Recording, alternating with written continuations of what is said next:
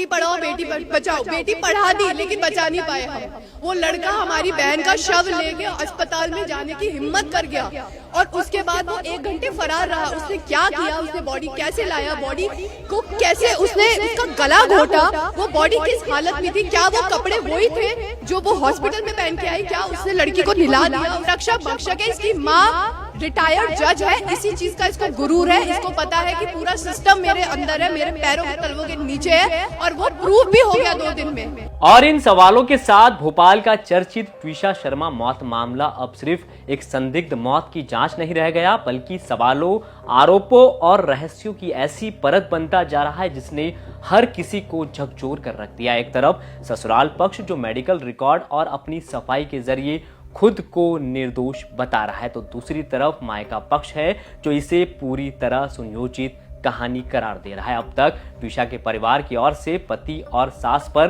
प्रताड़ना और मानसिक दबाव के आरोप लगाए जाते रहे, लेकिन पहली बार सास का पक्ष सामने आया। ट्विशा की सास जो खुद एक रिटायर्ड जज रह चुकी है, उन्होंने दावा किया कि ट्विशा लंबे समय से ड्रग्स लेती थी और उसकी मानसिक और शारीरिक हालत ठीक नहीं रहती थी। उनके मुताबिक ट्विशा के हाथ कांपते थे, उसे डॉक्टरों के पास ले जाया गया था और इलाज से जुड़े एक पर्चा भी उन्होंने पेश किया। लेकिन इन सब के बीच ट्विशा के परिवार का सवाल है कि अगर ससुराल पक्ष निर्दोष था तो इतने दिनों तक चुप्पी क्यों साधी गई? आखिर क्यों मीडिया के सामने आकर शुरू से ये नहीं कहा गया कि ट्विशा मानसिक रूप से परेशान थी या ड्रग्स लेती थी? परिवार का आरोप है कि अब जो मेडिकल रिकॉर्ड सामने लाए जा रहे हैं, क्या वे पहले से तैयार की गई एक कहानी ढाल का हिस्सा है? ट्विशा की बहन ने एमपी तक से बातचीत में बेहद गंभीर आरोप लगाया। उनका कहना है कि चूंकि सास रिटायर्ड जज है और पति पेशे से वकील, इसलिए उन्हें कानून और बचाव की